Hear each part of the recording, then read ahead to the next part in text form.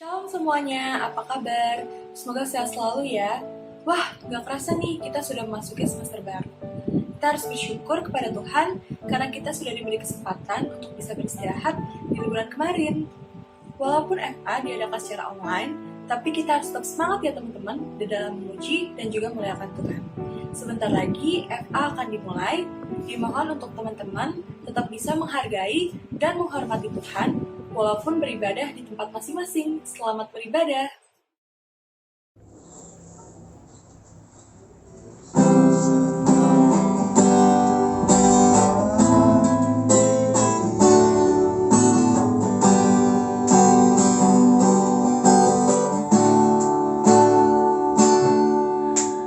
Walau ku harus berjalan dalam lembah kekelaman, perlindungan-Mu, oh Tuhan, nyatalah bagi hidupku. Tiada pernah sedetik pun, tiada pernah Kau tinggalkan. Sungguh mulia dan sempurna, hanya Kaulah yang disembah.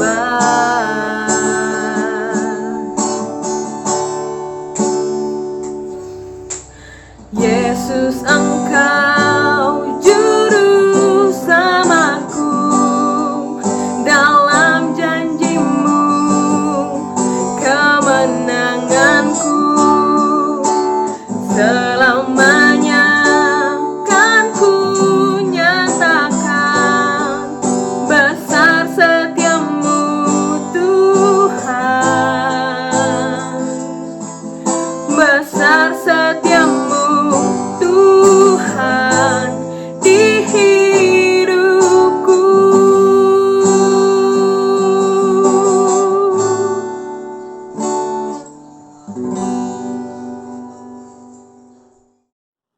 Salam sejahtera bagi Anda sekalian. Selamat datang di dalam Student Fellowship ini.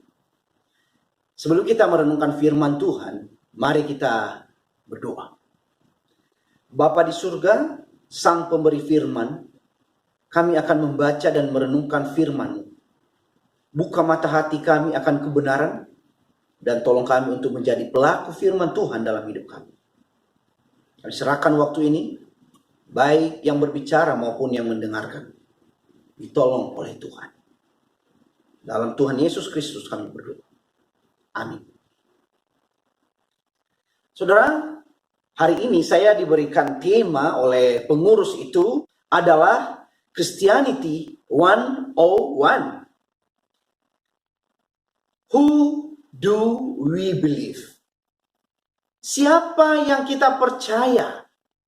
Nah, secara khusus pada hari ini, kita akan melihat keempat kitab Injil dan bagaimana kitab Injil ini akan membicarakan tentang Tuhan Yesus Kristus.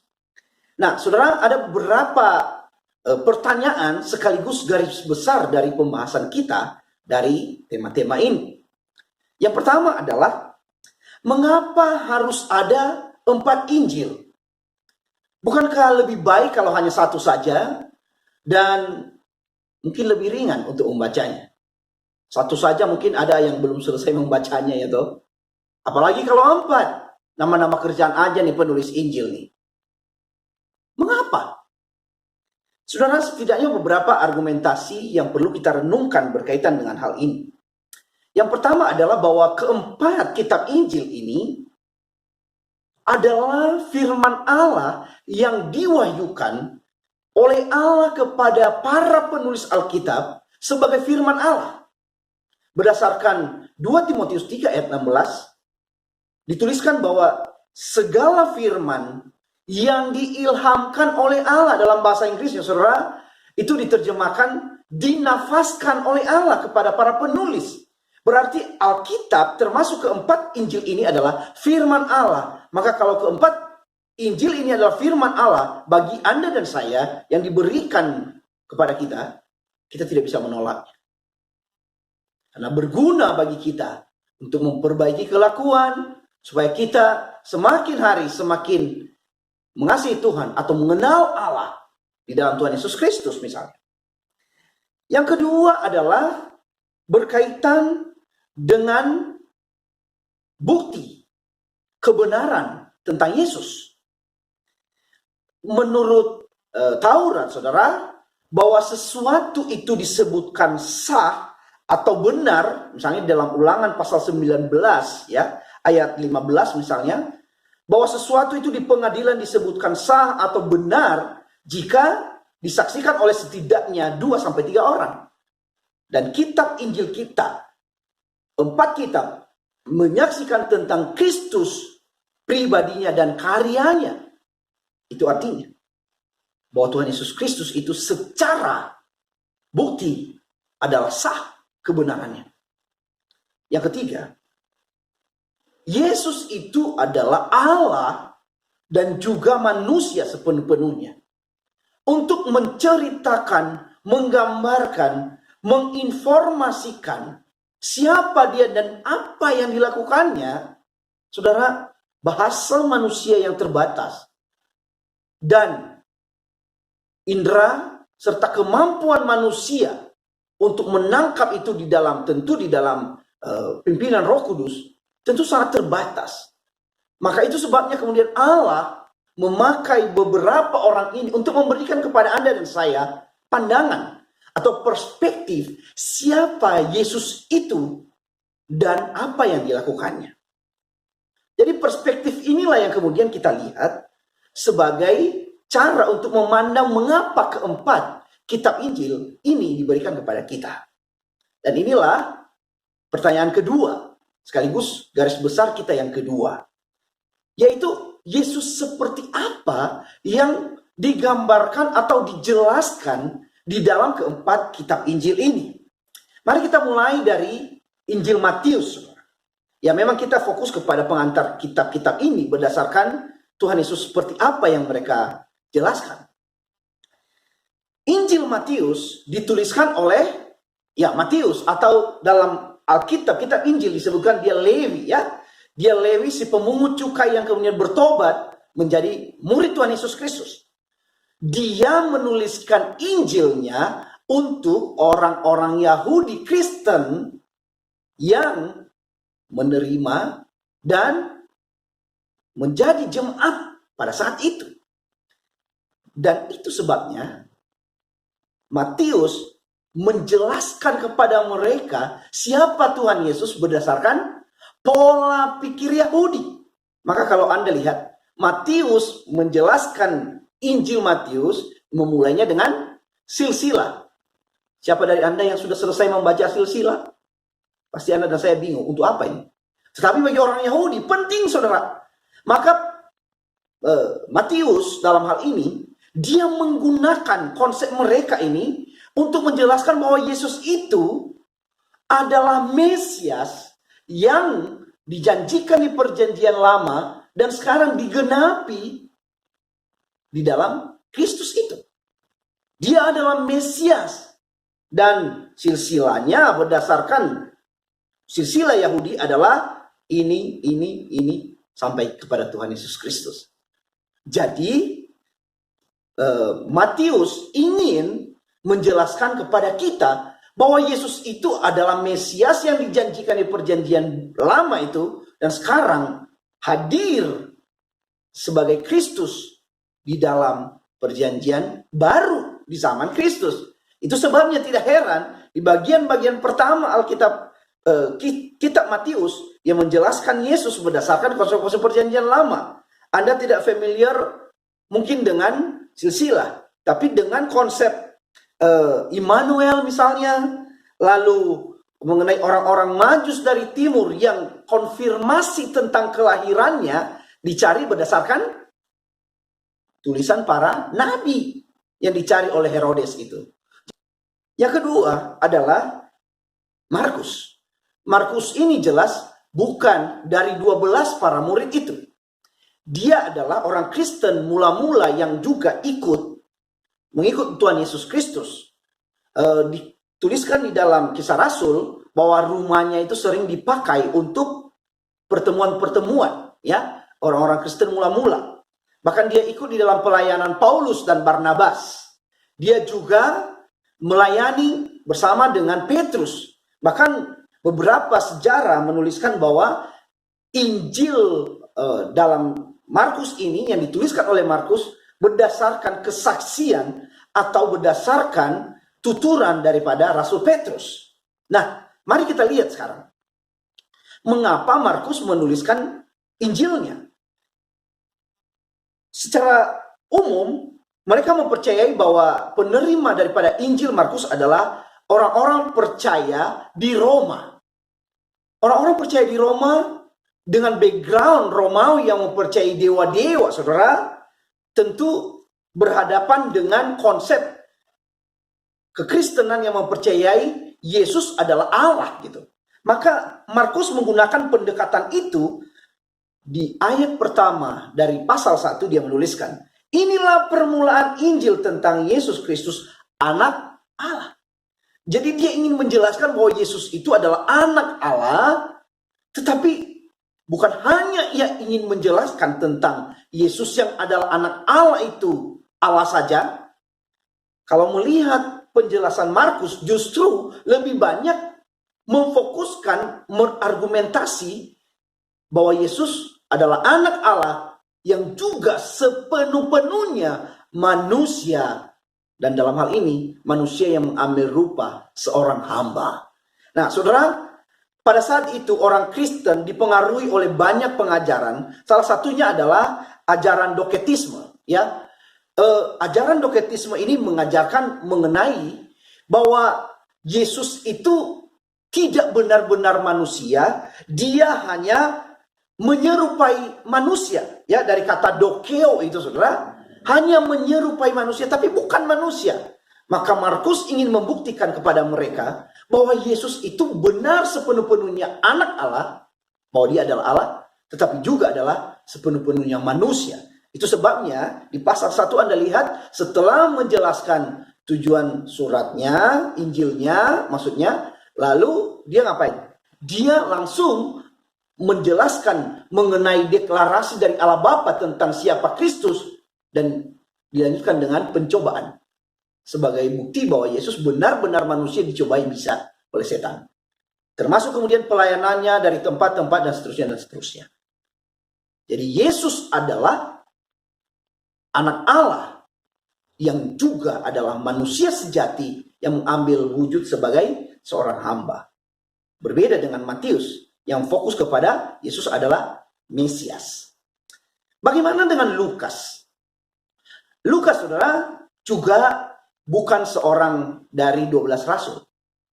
Dia juga pengikut Yesus, dan Injil Lukas ditulis kepada personal. Dalam hal ini adalah Theophilus. Theophilus adalah seorang Kristen dengan latar belakang seorang Yunani, ya, seorang Yunani.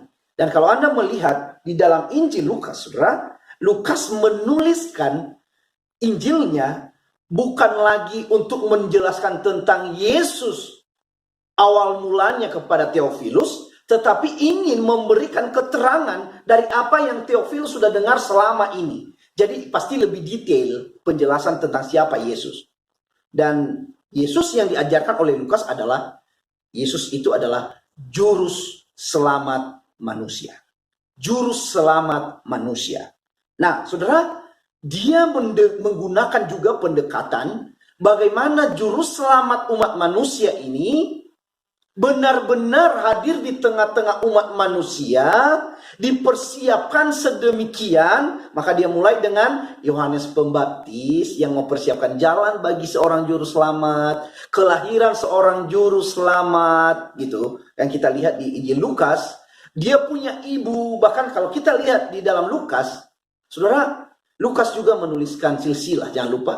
Tetapi silsilah dari Yesus berdasarkan Lukas tidak fokus kepada seperti Matius. Dia fokus kepada pembuktian bahwa Yesus itu adalah benar-benar manusia, dimulai dari Yesus dalam garis ibunya dan berakhir kepada Adam yang adalah manusia sejati.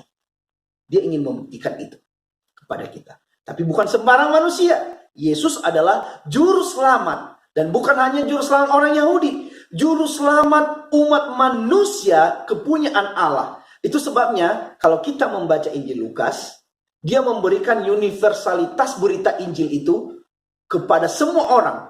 Bahkan kita bisa menemukan misalnya kisah orang Samaria yang baik hati. Di Lukas pasal 10 misalnya.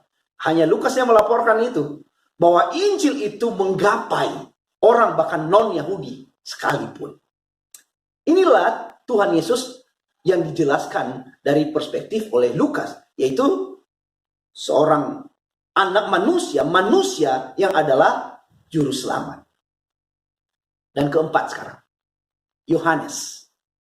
Yohanes menulis Injil, saudara, belakangan. Dia adalah salah satu dari murid yang disebutkan di dalam Injil Yohanes sendiri, bahwa dia adalah murid yang dikasihi Tuhan. Nah, Yohanes menuliskan Injilnya dengan sedikit gaya yang berbeda dari ketiga Injil sebelumnya. Tiga Injil sebelumnya biasa disebutkan dengan Injil sinoptik. Ya, sinoptik artinya Injil yang melihat secara bersama-sama. Karena alur latarnya, peristiwanya mirip. Ya, sebagian besar mirip. Tetapi Yohanes agak sedikit berbeda. Yohanes fokus pada Injilnya yaitu untuk membuktikan bahwa Yesus itu adalah Allah. Dan supaya orang yang mendengar Injilnya percaya. Nanti Anda bisa membaca di dalam Yohanes pasal 20, bagian ayat terakhir tentang tujuan daripada Injil Yohanes dituliskan. Nah, bagaimana Yohanes membuktikan melalui kitabnya bahwa Yesus adalah Allah? Supaya kita percaya. Maka Yohanes, saudara, menggunakan konteks saat itu. Dia menggunakan konsep berpikir orang-orang Yunani. Secara khusus dia mengambil konsep salah satu yang disebutkan dengan konsep logos. Dalam bahasa Indonesia kita dijelaskan firman, dipakai kata firman. Untuk menjelaskan Yesus itu adalah logos atau firman yang, lihat ayat 1 dan seterusnya, sudah ada bersama-sama dengan Allah dan dia adalah Allah. Lalu bukan hanya itu, segala sesuatu dijadikan oleh dia dan oleh dia segala sesuatu jadi, saudara. Dia adalah terang dan seterusnya dan seterusnya. Dan sekarang logos itu, firman itu atau Yesus itu ayat 14 telah menjadi manusia dan diam di antara kita. Lalu di bagian berikutnya itu disaksikan oleh Yohanes, namanya Yesus. Jadi sekali lagi dia ingin membuktikan bahwa Yesus itu adalah Allah. Bahkan di dalam Injil Yohanes kita menemukan ada 7, saudara. Ada 7 mujizat pilihan Yohanes untuk membuktikan bahwa Yesus adalah Allah. Menarik lagi, ada 7 istilah untuk Allah di perjanjian lama dicatat oleh Yohanes yang digunakan oleh Tuhan Yesus. Kata itu adalah aku adalah. Kalau Anda melihat ini di dalam Keluaran, ketika Musa bertanya kepada Allah itu di semak belukar yang menyala itu, saudara, semak dur itu, siapakah engkau dan namamu? Dia berkata, aku adalah aku, Yahweh itu. Dan Anda tahu, di dalam Injil Yohanes, Tuhan Yesus menyebutkan itu kepada dirinya dengan berkata, akulah roti hidup. Akulah kebangkitan dan hidup. Akulah jalan dan kebenaran dan hidup dan seterusnya, ya. Nah, ini argumentasinya, tapi tidak berhenti di situ. Bukan hanya untuk Anda tahu, tapi Anda harus percaya. Maka itu sebabnya di akhir dari setiap mujizat yang dilakukan oleh Tuhan Yesus selalu diakhiri dengan tantangan atau pemberitaan supaya para pendengar, murid-murid dan orang yang menyaksikan menjadi percaya kepada Yesus. Jadi itu keempat Injil yang menceritakan tentang siapa itu Yesus. Dia adalah Mesias yang dijanjikan. Dia adalah anak Allah yang menjadi hamba. Dia adalah anak manusia sepenuh-penuhnya manusia dan juru selamat yang adalah juru selamat menurut Lukas. Dan dia adalah Allah yang harus dipercaya menurut Injil Yohanes. Pertanyaan ketiga. Untuk apa bagi kita hal-hal seperti ini? 4 Injil dan berita dengan 4 perspektif tentang Yesus ini. Yang pertama, saudara, berita keempat Injil ini menjelaskan kepada kita siapa itu Yesus. Yesus itu adalah sepenuh-penuhnya Allah dan sepenuh-penuhnya manusia. Dia bukan hanya Allah saja, bukan hanya manusia saja, atau setengah Allah dan setengah manusia. Dia sepenuh-penuhnya Allah dan sepenuh-penuhnya manusia. Kalau Yesus bukan Allah, dia tidak bisa menjadi juru selamat Anda. Dan kalau Yesus bukan manusia, dia juga tidak bisa menyelamatkan Anda dan saya. Yesus adalah sepenuh-penuhnya Allah dan sepenuh-penuhnya manusia. Maka dia bisa menjadi penyelamat kita. Yang kedua, ketika orang tahu atau berdasarkan berita Injil, diberitahukan siapa Yesus itu bagi kita. Saudara, ini tidak boleh berhenti hanya kepada pengetahuan kita tentang siapa Yesus. Tidak cukup. Berdasarkan Injil-Injil diberitahukan kepada kita bahwa kita harus mengenal siapa itu Yesus. Orang bisa saja tahu tentang Yesus dari sebelum datang ke dunia sampai naik kembali dan dia datang kembali nanti. Saudara, kalau Anda tidak mengenal dia, berelasi dengannya, maka Anda dan saya tidak memiliki hidup yang kekal.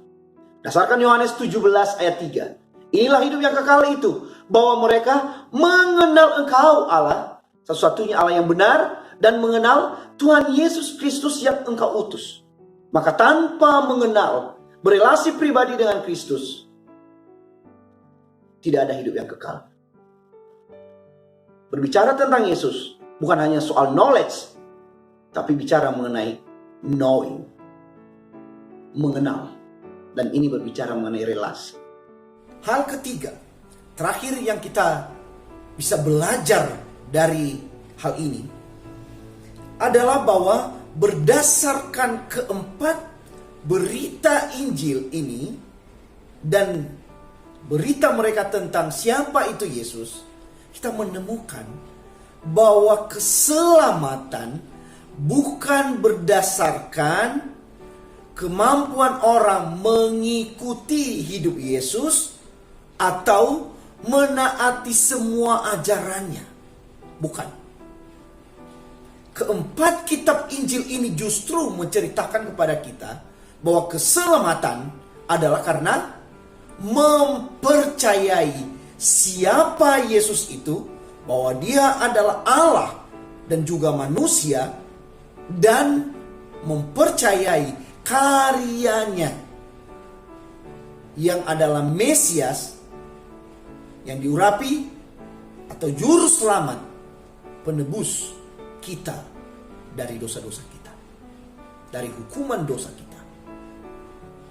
Percayakah engkau kepada Tuhan Yesus Kristus secara pribadi dalam hatimu? Inilah berita Injil itu. Inilah kabar sukacita itu bagi Anda dan saya, bahwa Tuhan Yesus Kristus telah diutus oleh Allah untuk menebus kita dari kesia-siaan, dari hukuman dosa kita. Percayakah engkau? Mari kita berdoa. Bapa di surga, terima kasih untuk firman-Mu. Meteraikanlah dalam hidup kami, dan tolong kami untuk menjadi pelaku firman Tuhan yang setia. Berkati semua pendengar firman Tuhan ini. supaya mereka tidak hanya berhenti kepada pengetahuan, tapi juga kepada pengenalan, kepada iman kepada Tuhan Yesus Kristus itu. Dengarkanlah akan doa kami yang kami naikkan kepadamu di dalam Tuhan Yesus, Sang Juru Selamat kami, Tuhan atas hidup kami. Amin. Tuhan memberkati. Halo semuanya, sebelumnya terima kasih karena sudah mengikuti Faith Activity pada hari ini. Semoga firman dan juga persekutuan ini dapat menjadi berkat bagi kita semua ya. Sebelum mengakhiri Faith Activity pada hari ini, aku ingin menyampaikan beberapa pengumuman. Untuk pengumuman yang pertama, kalian diharapkan untuk mengisi G-Form yang ada di bawah ini ya.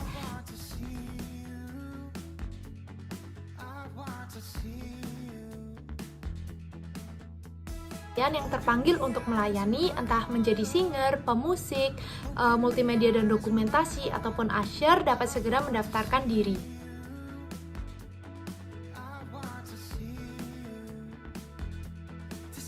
Selain itu, Bible Study akan tetap diadakan secara online. Bagi teman-teman yang tertarik untuk mengikuti kegiatan tersebut, dapat mendownload aplikasi YouVersion. Dan jangan lupa untuk buat akun ya, karena topik Bible Study akan diambil dari aplikasi tersebut.